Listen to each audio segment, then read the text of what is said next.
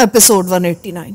مجھے سمجھنے میں سیکنڈ لگا تھا کہ یہ سگنل دینے اور شاید ہماری گفتگو نشر کرنے والا آلہ تھا، لیکن اس کی جسامت بہت چھوٹی تھی، مشکل سے 1 انچ لمبا اور 1/3 انچ چوڑی۔ اس چپ کی موٹائی 3 ملی میٹر سے زیادہ نہیں تھی اور وزن شاید چند گرام تھا، اس لیے جیکٹ کے فولڈ کالر میں اس کی موجودگی کا پتہ بھی نہیں چلا تھا۔ اگر یہ مائکروفون کا بھی کام کرتی تھی تو میں نے اتنا چھوٹا مائکروفون آج تک نہیں دیکھا تھا۔ میرے پاس اتنا وقت نہیں تھا کہ میں اس کا تفصیلی معائنہ کرتا یا اسے اتارنے کی کوشش کرتا۔ درے کی دوسری طرف سے آنے والی جیپ تیزی سے ہماری طرف آ رہی تھی۔ ان کے آنے سے پہلے ہمیں یہاں سے نکل جانا تھا۔ میں نے جیکٹ پہنتے ہوئے جیپ کا رخ کیا۔ مہرو میرے پیچھے لپکی۔ کیا ہوا؟ کچھ نہیں، ہمیں یہاں سے روانہ ہونا ہے، جلدی سے آؤ۔ میں نے عقب میں آنے کا اشارہ کیا اور جیپ میں آ گیا۔ فوراً ہی مہرو بھی اندر گھس آئی۔ جلدی کس بات کی ہے؟ کیا کوئی ہمارے پیچھے ہے؟ فکر مت کرو، اگر کوئی پیچھے ہے تو میں اس سے نمٹ سکتا ہوں۔ مہرو میں زنانہ تجسس بہت زیادہ تھا۔ یہ جو گاڑی آ رہی ہے، کوئی اس میں ہمارا پیچھا کر رہا ہے؟ شاید۔ میں نے اسے ٹالا کیونکہ اسے چپ کے بارے میں کیا سمجھاتا۔ یہ تمہارے کوٹ میں کیا لگا ہے؟ مجھے نہیں پتا، شاید اسٹیکر ہے۔ اور اب ذرا چپ کر کے بیٹھو، مجھے توجہ سے ڈرائیونگ کرنے دو۔ یہاں ذرا سی غفلت کا مطلب ہے ہم کسی کھائی میں پڑے ہوں گے۔ مہرو چپ ہو گئی، لیکن اس کے تاثرات بتا رہے تھے کہ وہ میری وضاحتوں سے مطمئن نہیں تھی۔ میں نے سوات روانگی سے پہلے نقشہ دیکھا تھا۔ ہمیں تقریباً 70-80 میل کا فاصلہ طے کرنا تھا، تب ہم اس مقام تک پہنچتے جہاں سے ہمیں وادی کی طرف پیدل سفر شروع کرنا تھا۔ میرا اندازہ تھا کہ ابھی ہم اس جگہ سے کوئی 20 میل دور تھے، اور اگر سڑک آگے بھی صاف ملتی تو 1-1.25 گھنٹے میں ہم وہاں پہنچ جاتے۔ مجھے 100% تو نہیں، لیکن 90% یقین تھا کہ اس بڑی جیپ میں فتح خان یا اس کے آدمی ہمارے پیچھے تھے۔ وہ اپنے باپ پر اعتبار کرنے والا آدمی نہیں تھا تو مجھ پر کیسے بھروسہ کرتا؟ حالانکہ سویرا کو قبضے میں لے کر اس نے مجھے بے دست و پا کر دیا تھا، اس کے باوجود اسے شک تھا کہ شاید میں کوئی چال چل جاؤں، اس لیے اس نے مجھے بالکل آزاد نہیں چھوڑا تھا۔ نہ صرف اس کے آدمی میرا اور مہرو کا پیچھا کر رہے تھے، بلکہ اس نے میری جیکٹ میں کیسی چپ بھی لگا دی تھی جو ہمارے مقام کی نشاندہی تو کرتی تھی، شاید ہماری آوازیں بھی کہیں پہنچاتی تھی۔ فتح خان نے چالاکی دکھائی کہ چپ گاڑی میں لگانے کی بجائے میری جیکٹ کے کالر میں لگا دی۔ گاڑی خراب ہو سکتی تھی اور میں اسے خود بھی چھوڑ سکتا تھا، لیکن اس موسم میں جیکٹ کہاں چھوڑتا؟ اس کی چال اب کسی قدر میری سمجھ میں آ رہی تھی۔ وہ جانتا تھا کہ اگر وہ مجھے اپنی قید میں رکھے گا تو میں اس طرح کام نہیں کروں گا جیسا آزاد رہنے کی صورت میں کر سکوں گا۔ اگر میں اس کی قید میں رہتے ہوئے ہیرے تلاش کرنے میں ناکام رہا تو اس وقت ناکامی میں وہ بھی شریک ہوگا، لیکن اگر وہ مجھے آزاد کر دے گا تو ہیرے تلاش کرنا مکمل طور پر میری ذمہ داری بن جائے گی، اور ناکامی کی صورت میں وہ سویرا کو اپنی دھمکی کے مطابق مرشد کے حوالے کرنے کے لیے آزاد ہوگا۔ اس لیے اس نے بظاہر مجھے آزاد چھوڑ دیا تھا تاکہ میں اپنی پوری توجہ ہیرے تلاش کرنے پر لگا سکوں اور وہ دور سے میری نگرانی کرتا رہے۔ کالر میں لگی چپ کے بارے میں یقین سے نہیں کہہ سکتا تھا کہ اس سے فتح خان یا اس کے آدمی صرف ہماری لوکیشن سے واقف ہوتے تھے یا اس کی مدد سے ہماری گفتگو بھی سنتے تھے۔ اگر یہ آواز بھی نشر کر رہی تھی تو نہایت تشویش کی بات تھی۔ میں اس سے چھٹکارا بھی حاصل نہیں کر سکتا تھا اور اس کی موجودگی میں کھل کر بات بھی نہیں کر سکتا تھا، لیکن دوسری طرف میں اس چپ سے فائدہ بھی اٹھا سکتا تھا۔ مجھے بات کرنے کی ضرورت نہیں تھی۔ میرے ساتھ مہرو تھی جس کا میرے کسی معاملے سے کوئی تعلق نہیں تھا۔ اس کا ساتھ میرے لیے بوجھ تھا، لیکن میں اسے ساتھ لیے پھرنے پر مجبور تھا۔ ایک آبادی میں فوراً کچھ لفنگے اس کے چکر میں آ گئے تھے، یہاں تو وہ کسی انسان نما بھیڑیے کے ہتھے چڑھ جاتی۔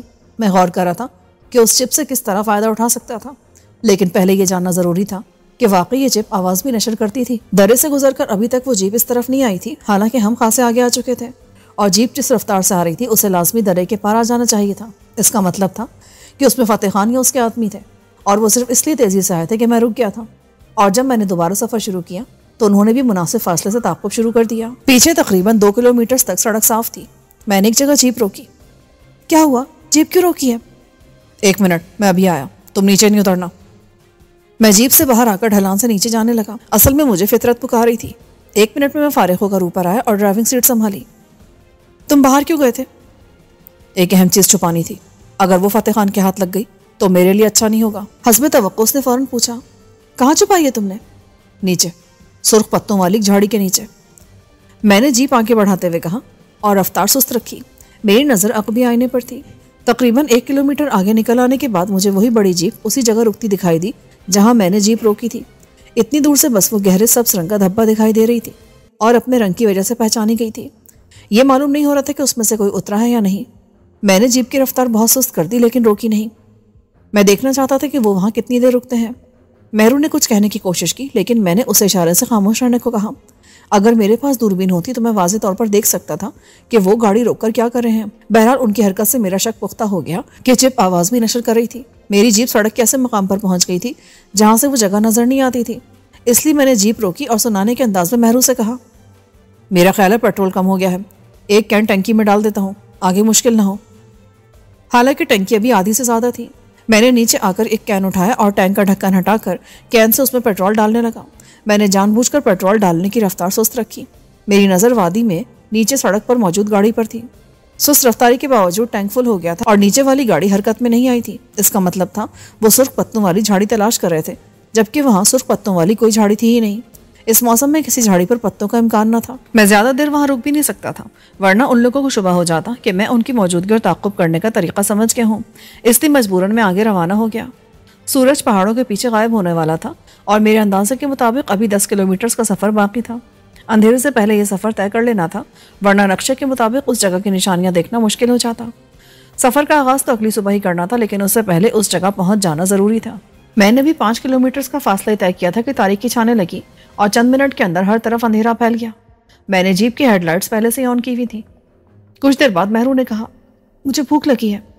کچھ دیر رک جاؤ، ہم اپنی پہلی منزل تک پہنچ جائیں، اس کے بعد پیٹ پوجا کا بندوبست بھی کرتے ہیں۔ ویسے تم چاہو تو پیچھے رکھے سامان میں سے کوئی چیز نکال لو، بس گرم کیے بغیر کھانی پڑے گی۔ نہیں، میں بعد میں کھا لوں گی۔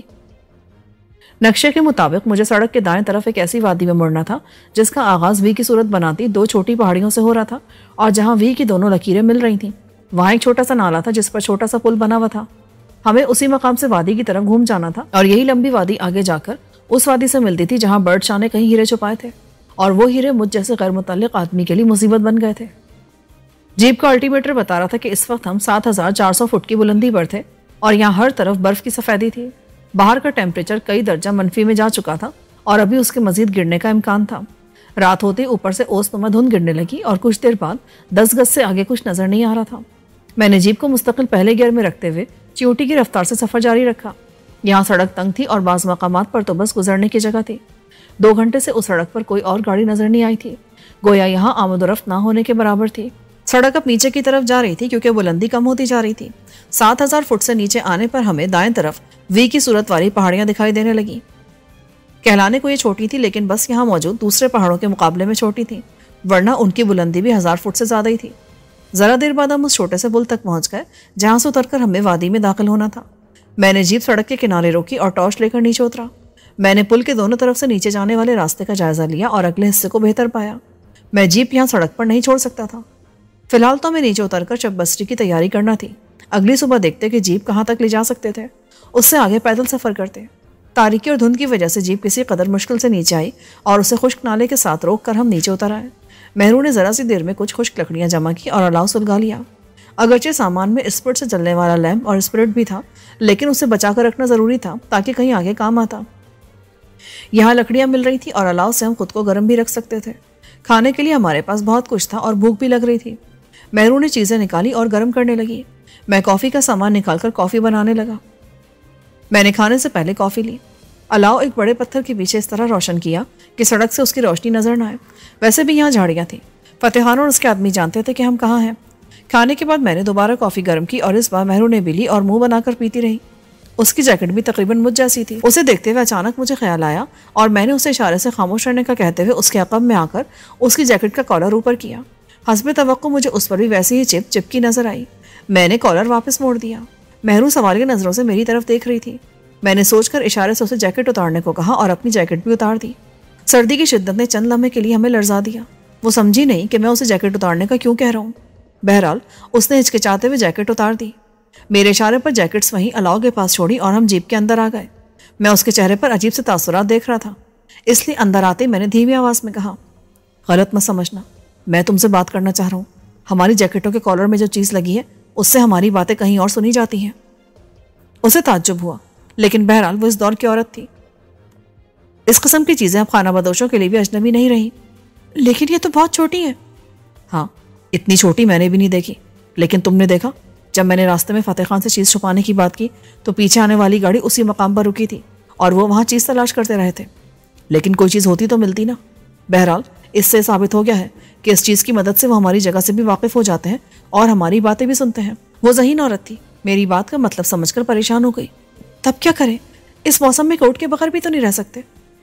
ظاہر ہے، لیکن میں نے تمہیں اسی وجہ سے بتایا ہے کہ منہ سے بلا ضرورت کوئی بات نہ نکالنا، اور میں اگر کوئی کام کر رہا ہوں تو مجھے مخاطب بھی مت کرنا، ورنہ فتح خان اور اس کے آدمی جان جائیں گے۔ وہ ہمارے دشمن ہیں، اور دشمن کا بے خبر رہنا ضروری ہے۔ یہ اس طرح تمہارے پیچھے کیوں ہے؟ فتح خان مجھ سے کام لینا چاہتا ہے۔ یہاں بھی خاصی سردی ہے، اب ہمیں اپنی جیکٹس پہن لینی چاہیے۔ مہرو سمجھ گئی کہ میں اس کی بات کا جواب نہیں دینا چاہ رہا۔ ہم باہر آئے، جیکٹیں پہن کر کچھ دیر الاؤ کے پاس بیٹھے رہے۔ جب الاؤ بجھنے لگا تو اس پر مٹی ڈال کر ہم جیپ میں آ گئے۔ سارا سامان پہلے ہی جیپ میں رکھ دیا تھا، کیونکہ باہر چھوڑنے کی صورت میں کوئی جنگلی جانور اس پر دست درازی کر سکتا تھا۔ ابھی تک مجھے یہاں کوئی جانور دکھائی نہیں دیا تھا سوائے چند آوارہ کتوں کے، جو اس موسم میں پناہ کے لیے در بدر پھر رہے تھے۔ سردی کی شدت بڑھ گئی تھی، لیکن گرم کمبلوں میں لپٹ کر کسی طرح نیند آ ہی گئی۔ میں گہری نیند میں تھا کہ اچانک میری آنکھ کھل گئی۔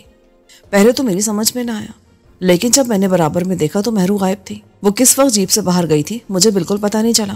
میں نے اس کا کمبل چیک کیا، وہ ٹھنڈا ہو رہا تھا، یعنی مہرو کم سے کم 15-20 منٹ سے غائب تھی۔ میں بھی جیپ سے اتر آیا۔ دھند مزید گہری ہو گئی تھی۔ میں نے ٹارچ نکالی اور آس پاس کا معائنہ کیا، پھر دبی زبان میں اسے آواز دی۔ اگر وہ 50 فٹ کے دائرے میں کہیں ہوتی تو میری آواز سن لیتی۔ اس کی طرف سے کوئی جواب نہیں آیا۔ نالے میں وہ کہیں دکھائی نہیں دے رہی تھی۔ پھر میں الاؤ والی جگہ آیا، وہ وہاں بھی نہیں تھی۔ پل اور سڑک والا حصہ تاریکی میں تھا، لیکن میں نے اس طرف بھی دیکھ لینا مناسب سمجھا۔ یہ تو طے تھا کہ وہ خود گئی تھی، لیکن کہاں اور کیوں یہ مجھے نہیں معلوم تھا۔ جیسے میں پل تک پہنچا، ٹارچ کی روشنی میں وہ دوسری طرف سے آتی دکھائی دی۔ میں اس کے پاس پہنچا اور سرگوشی میں کہا، تم بغیر بتا کہاں چلی گئی تھی؟ وہ سردی سے کانپ رہی تھی۔ مجھے حاجت ہو رہی تھی۔ تو اس کے لیے پل کے دوسری طرف جانے کی کیا ضرورت تھی؟ میں نے مشکوک لہجے میں پوچھا۔ اس طرف پانی نہیں تھا، پانی دوسری طرف ملا ہے، لیکن بہت سرد تھا۔ میرے ہاتھ سن ہو گئے، یہ دیکھو۔ اس نے اپنے ہاتھ مجھے لگائے جو واقعی نم اور یخ ہو رہے تھے۔ ہم واپس جیپ میں آ گئے۔ میرا شک کم ہوا تھا لیکن ختم نہیں ہوا۔ پانی وہ جیپ سے بھی لے سکتی تھی، اس کے لیے اتنی دور جانے کی ضرورت نہیں تھی۔ ہم جیپ میں واپس آئے اور گرمائش کے لیے میں نے کچھ دیر کے لیے انجن چلا کر ہیٹر آن کر دیا۔ وہ اپنے ہاتھ ہیٹر کے ایگزاسٹ کے سامنے رکھ کے گرم کرتی رہی۔ جب ہاتھ گرم ہو گئے تو وہ دوبارہ کمبل میں لپٹ کر سو گئی۔ ابھی صبح کے 4 بجے تھے اور سورج نکلنے میں یقیناً بہت وقت تھا۔ میں بھی کمبل اوڑھ کر اونگنے لگا۔ کچھ دیر میں اس کی سانسوں میں ہلکی سی خرخراہٹ آ گئی، جو اس بات کی نشانی تھی کہ اب وہ نیند میں جا چکی ہے۔ آدمی نقلی خراٹے تو لے سکتا ہے، لیکن اس قسم کی خرخراتی آواز جان بوجھ کر نہیں نکال سکتا۔ میں نے کچھ دیر مزید انتظار کیا اور پھر بہت آہستگی سے اپنی جیکٹ اتارنے لگا۔ جیپ پر برابر میں سوئی ہوئی مہرو کو جگائے بغیر یہ کام کسی قدر مشکل ثابت ہوا تھا، لیکن میں نے کسی نہ کسی طرح جیکٹ اتاری دی اور پھر کمبل کو ایک طرف کرتے ہوئے دروازہ کھول کر خاموشی سے نیچے اتر آیا۔ نئی جیپ کے دروازے بے آواز تھے۔ میں نے باہر آ کر اسے آہستگی سے بند کیا۔ صرف شرٹ میں سردی سے جو حشر ہوا وہ تو ظاہر ہے، مگر اس کے بغیر چارہ بھی نہ تھا۔ میں دونوں ہاتھ بغلوں میں دیے ٹٹولتے قدموں سے پل کی طرف بڑھا۔ میں ٹارچ استعمال نہیں کر سکتا تھا، اس کی روشنی کسی کو متوجہ کر سکتی تھی۔ پل پر آ کر میں نے آس پاس کے سنگن لینے کی کوشش کی۔ کچھ نظر آنے کا تو سوال ہی پیدا نہیں ہوتا تھا۔ اگر آسمان صاف ہوتا تو پھر بھی دکھائی دے جاتا، لیکن یہاں دھند اتنی تھی کہ روشنی کرنے پر 5 گز سے آگے کچھ نظر نہ آتا۔ سناٹا گہرا تھا۔ میں سردی برداشت کرتے ہوئے خاموش کھڑا رہا۔ شاید 10 منٹ گزر گئے تھے اور اب میرے جسم نے بے اختیار کانپنا شروع کر دیا تھا۔ سردی برداشت سے باہر ہوتی جا رہی تھی۔ میں نے محسوس کیا کہ اب مجھے واپس چلے جانا چاہیے۔ میں دبے قدموں واپس جیپ میں آ گیا۔ جیکٹ پہن کر اور کمبل اوڑھ کر میری جان میں جان آئی۔ میرا خیال تھا کہ مہرو بدستور سوتی رہی ہے۔ اس وقت بھی اس کے گہرے سانس صاف سنائی دے رہے تھے۔ کچھ دیر کے بعد مجھے بھی نیند آ گئی۔ اٹھ جاؤ، صبح ہو گئی ہے۔ مہرو نے مجھے ہلایا تو میں بیدار ہو گیا۔ باہر روشنی ہو رہی تھی اور دھند بھی کم ہو گئی تھی۔ رات کو تم کہاں گئے تھے؟ میں نے محدود سے انگڑائی لینے کی کوشش کی تھی، جو اس کا سوال سن کر ادھوری رہ گئی تھی۔ میں کچھ دیر ساکت رہا، پھر لاپرواہی سے بولا، اسی کام سے کیا تھا جس کام سے تم گئی تھی؟ دور گئے تھے؟ نہیں، یہی تھا، جیپ سے چند گز دور۔ میں نے اسے گھورا۔ شاید اس کی سمجھ میں آ گیا کہ میں اس موضوع پر اس سے بات نہیں کرنا چاہتا۔ وہ چپ ہو گئی۔ ہم باہر آئے۔ رات والی جگہ آگ جلائی اور مہرو ناشتہ تیار کرنے لگی۔ جب تک اس نے ناشتہ تیار کیا، میں نے نالے میں کچھ دور جا کر دیکھا۔ میرا خیال تھا اس میں جیپ سفر کر سکتی تھی، اس لیے جہاں تک ممکن ہوتا ہم جیپ کے ذریعے جاتے اور اس کے بعد کا سفر پیدل طے کرتے، کیونکہ نقشے کے مطابق ہمیں کوئی 20 میل کا سفر کرنا تھا اور پیدل اتنا سفر بہت دشوار ہوتا۔ امکان یہی تھا کہ آج شام تک ہم اس وادی میں ہوں گے۔ میں واپس آیا تو مہرو ناشتہ بنا چکی تھی۔ خشک دودھ میں پانی ملا کر اس میں دلیا بنایا تھا اور ساتھ میں چائے تھی۔ ناشتہ کرتے کرتے اوپر سورج کی روشنی نمودار ہونے لگی۔ ابھی سایہ نیچے تھا، لیکن چوٹیاں دھوپ میں آ چکی تھیں۔ میں نے محسوس کیا کہ نالے کی زمین نم ہونے کی وجہ سے یہاں سردی کی شدت زیادہ تھی۔ مہرو نے برتن سمیٹتے ہوئے پوچھا، ہمیں کس طرح سفر کرنا ہے؟ جہاں تک ہو سکے گا جیپ سے جائیں گے، اور جہاں سے آگے جیپ نہیں جا سکے گی وہاں سے پیدل جائیں گے۔ اس نے نالے کی طرف دیکھا۔ اس میں تو گاڑی مشکل سے چلے گی، خراب بھی ہو سکتی ہے۔ مشکل سے ہی صحیح، لیکن چلے گی۔ میں نے لاپرواہی سے کہا۔ ویسے وہ ٹھیک بول رہی تھی، جیپ اس راستے پر خراب بھی ہو سکتی تھی، کم سے کم ٹائر پنچر ہونے کا امکان بہت زیادہ تھا، لیکن یہ کون سی میری تھی جو مجھے اس کی پرواہ ہوتی۔ سامان رکھ کر ہم آگے روانہ ہوئے۔ نالے کے پتھروں پر جیپ بری طرح اچھل رہی تھی اور بار بار بے قابو ہو رہی تھی۔ اس اچھل کود کا ہم پر بھی اثر ہو رہا تھا، مگر پیدل چلنے کے مقابلے میں یہ مشقت کم تھی۔ مہرو کئی بار لڑکی تو میں نے اسے بھی سیٹ بیلٹ باندھ دی، مگر اس سے لگنے والے جھٹکوں پر کوئی فرق نہ آیا جو ہڈیاں ہلائے دے رہے تھے۔ وہ اس طرح سفر کی عادی نہ تھی، اس لیے کچھ دیر بعد ہی بلبلا اٹھی۔ میں ایسے سفر نہیں کر سکتی۔ ٹھیک ہے، میں تمہیں نیچے اتار دیتا ہوں، تم پیدل چل سکتی ہو، بس تھوڑا سا تیز چلنا ہوگا۔ اس نے مجھے گھور کر دیکھا، لیکن میری پیشکش کا کوئی جواب نہیں دیا۔ موسم کی وجہ سے نالا بالکل خشک پڑا تھا اور کہیں کہیں گڑھوں میں پانی جمع تھا۔ یہاں برف بہت کم تھی، شاید بالکل نشیبی جگہ ہونے کی وجہ سے برف کم پڑتی تھی۔ پتھروں کی وجہ سے مجھے پوری توجہ سے ڈرائیو کرنا پڑ رہی تھی، کیونکہ ذرا سی غفلت سے جیپ کسی گڑھے میں اتر سکتی تھی یا کسی پتھر پر چڑھ کر الٹ سکتی تھی۔ یہاں 4 وہیل ڈرائیو گیئر لگانا پڑا تھا۔ رفتار شاید 10 میل فی گھنٹہ بھی نہ تھی۔ پھر نالا سیدھا نہیں تھا بلکہ گھوم پھر کر جا رہا تھا، اس لیے فاصلہ مزید بڑھ گیا تھا۔ نالے سے نکل کر سفر کرنے کے لیے کوئی راستہ ہی نہیں تھا۔ دائیں بائیں ڈھلان تھی، لیکن اس پر پیدل سفر بھی مشکل سے ہی کیا جا سکتا تھا۔ تقریباً 1 گھنٹے کے سفر کے بعد بالآخر وہ مقام آ گیا جہاں سے ہمیں آگے پیدل ہی جانا تھا۔ یہاں نالا ایک کٹی چٹان نے روک رکھا تھا۔ پانی اس کے اوپر سے آتا تھا، اس لیے پانی کو تو کوئی مشکل نہیں ہوتی تھی، لیکن جیپ کے لیے اس کٹی چٹان پر چڑھنا ممکن نہیں تھا۔ کوئی اور راستہ بھی نہیں تھا، اس لیے ہمیں یہاں سے اوپر پیدل ہی جانا تھا۔ میں نے جیپ کو ممکنہ حد تک ایک طرف نالے کی دیوار پر چڑھا کر روک دیا۔ ہینڈ بریک کی وجہ سے یہ اپنی جگہ رکی ہوئی تھی۔ پھر میں نے سامان نکالا، جو بیگ سے باہر تھا اسے بیگز میں ڈالا، جیپ کو لاک کیا اور اس کی چابیاں پاس ایک جگہ چھپا دی۔ آگے کہیں جا کر یہ گم ہو سکتی تھی۔ کسی موقع پر فرار کے لیے یہی ایک چیز ہمارے پاس تھی۔ پیدل چلنے کے خیال سے مہرو کا چہرہ اتر گیا تھا اور اب شاید اسے جیپ کے جھٹکے اچھے لگ رہے تھے، مگر مجبوری تھی۔ میں نے کم وزنی بیگ اس کی پشت پر باندھا اور وزنی بیگ اپنی کمر پر لاد لیا۔ ایلومینیم کی جوڑ کر بنائی جانے والی اسٹکیں تھیں جو دشوار راستوں پر سہارے کے کام آتی۔ ویسے بھی پہاڑی سفر میں آدمی کو لازمی کوئی چھڑی رکھنی چاہیے تاکہ وہ اگلا قدم اٹھانے سے پہلے راستے کو اس کی مدد سے جانچ لے۔ سامان میں دستی کمپاس بھی تھے جو سمتوں کا تعین کرنے میں کام آتے۔ میں نے کمپاس اپنے پاس رکھ لیا۔ میرا اندازہ تھا کہ ہم نصف کے قریب سفر طے کر چکے ہیں اور اب اتنا ہی سفر اور باقی ہے۔ یہ پورا علاقہ تہ در تہ پہاڑوں پر مشتمل تھا اور یہاں ہموار زمین نہ ہونے کے برابر تھی۔ جہاں ایک پہاڑ ختم ہوتا وہیں سے دوسرا شروع ہو جاتا تھا، اس لیے یہاں آبادی نہ تھی۔ پہاڑوں پر شاید کہیں چرواہوں کے گرمائی گھر تھے جنہیں بہک بھی کہتے ہیں، لیکن سردیوں میں وہ نیچے کے علاقوں کی طرف چلے جاتے ہیں۔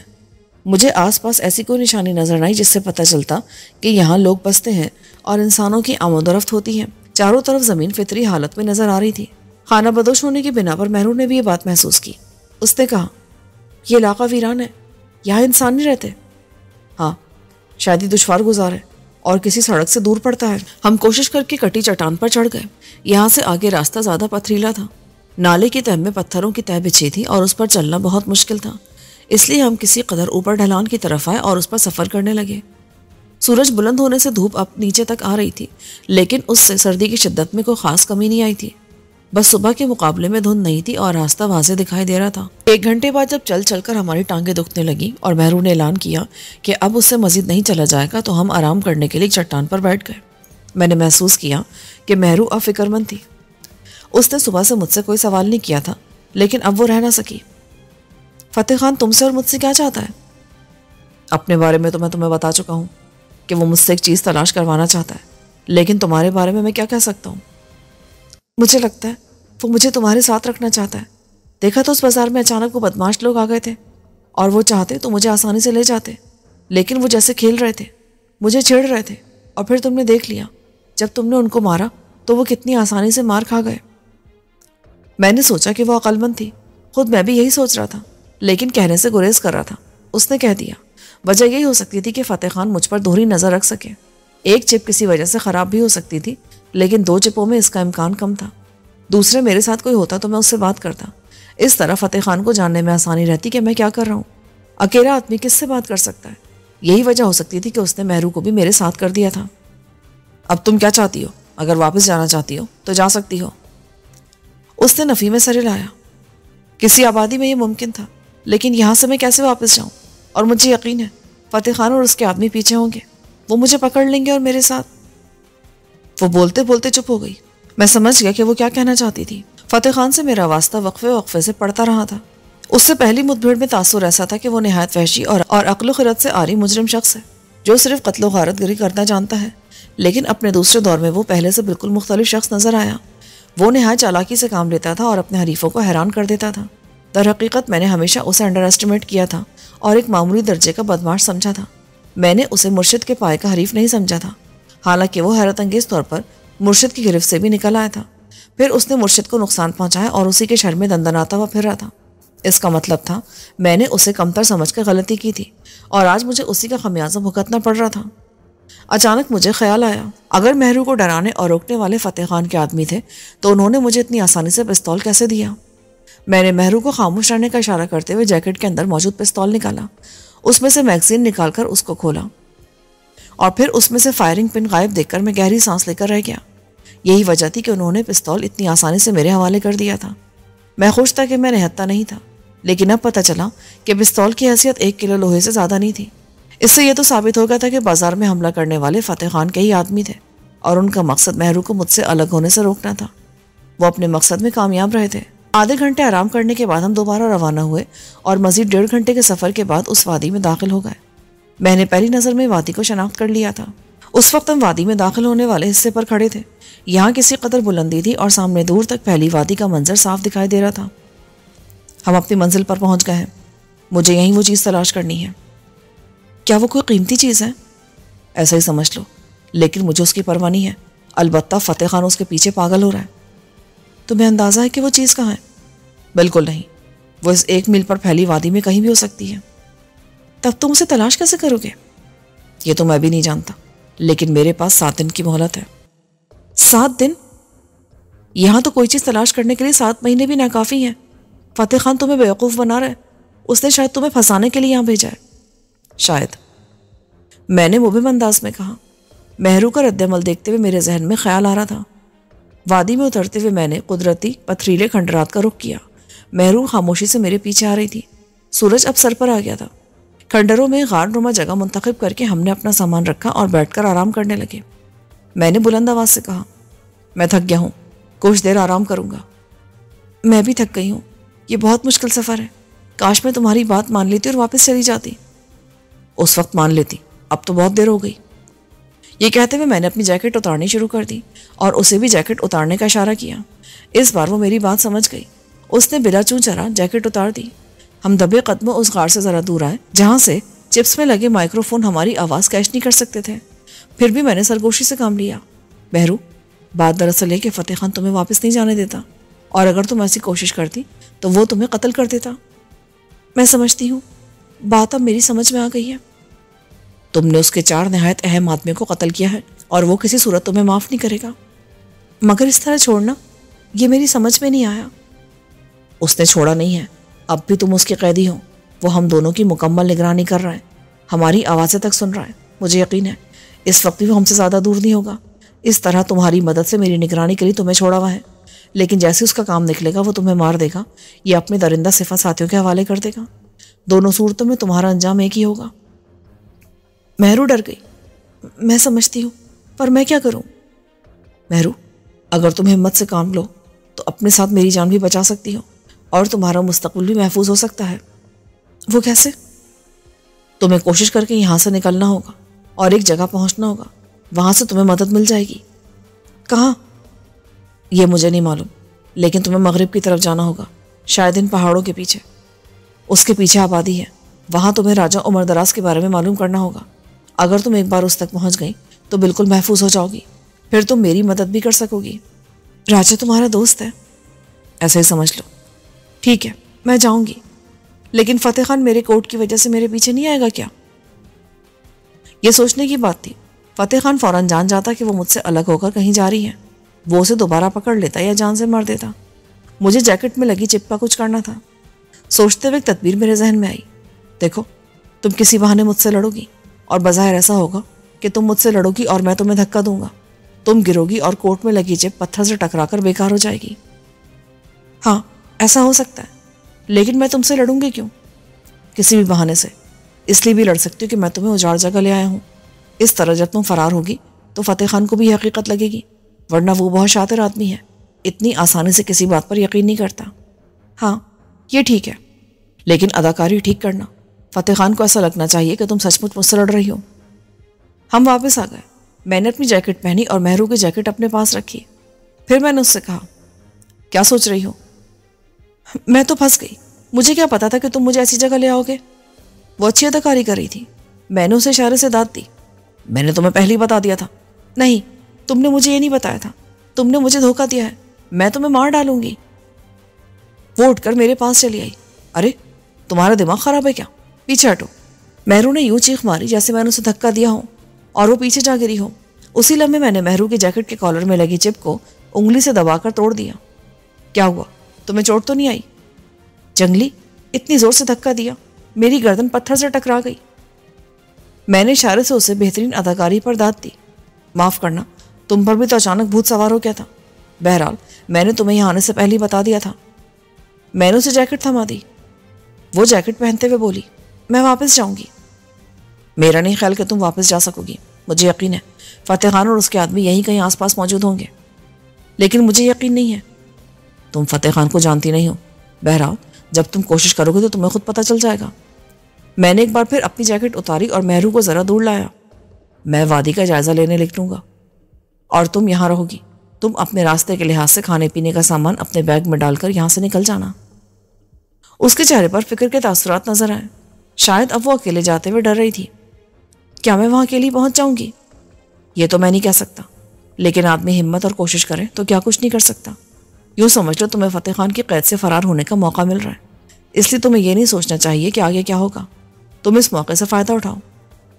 تم بھی اس چیز کو توڑ دو نا اور میرے ساتھ چلو۔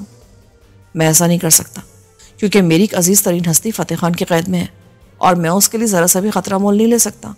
لیکن تمہیں اس کے ساتھ ایسی کوئی مجبوری نہیں ہے، اس لیے تم جا سکتی ہو۔ اس نے سر ہلایا اور پہلی بار ممنونیت سے مجھے دیکھا۔ تم اچھے آدمی ہو شہباز، تم بھی بحوصلہ عورت ہو۔ اگر کوئی اور عورت ایسے سانحات سے گزری ہوتی تو شاید مر جاتی، لیکن تمہارا حوصلہ برقرار ہے۔ اگر تم کامیاب رہی تو یقین کرو فتح خان تمہارے قدموں میں ہوگا اور تم اس سے اپنی مرضی کا سلوک کر سکو گی۔ اگر مجھے موقع ملا نا تو میں اس کی شارک اپنے دانتوں سے ادھیڑ دوں گی۔ انشاءاللہ ایسا ہی ہوگا۔ اب میں جاتا ہوں، اس دوران میں تم بیگ لے کر فرار ہو سکتی ہو۔ لیکن میں کس طرف سے جاؤں؟ دیکھو، جہاں تک ممکن ہو چھپ کر جاؤ، درختوں اور جھاڑیوں کی آڑ لیتے ہوئے۔ وہ ڈھلان دیکھ رہی ہو، بس اسی پر چڑھتی رہنا۔ اسے پار کرو گی تو اس وادی سے نکل جاؤ گی۔ پھر تمہیں جہاں کہیں آبادی ملے وہاں بلا جھجک راجہ عمر دراز کا نام لے لینا۔ وہ اس علاقے میں بہت مشہور ہے اور اس کا باپ سچ مچ یہاں کا حکمران ہوتا تھا۔ اس کا مطلب ہے بہت دولت مند ہوگا۔ وہ تو ہے، لیکن یہاں اس کی عزت بہت ہے۔ ایک بار تمہیں اگر اس کے پاس پناہ مل گئی تو فتح خان جیسے 10 بھی تمہارا کچھ نہیں بگاڑ سکیں گے۔ اور ہاں، دولت سے یاد آیا، تمہیں رقم کی ضرورت پڑے گی۔ میں نے فتح خان کی دی ہوئی رقم میں سے کچھ نکال کر اس کے حوالے کی۔ یہ رکھ لو، کام آئیں گے۔ مجھے یقین ہے کل تک تم کسی آبادی تک پہنچ جاؤ گی۔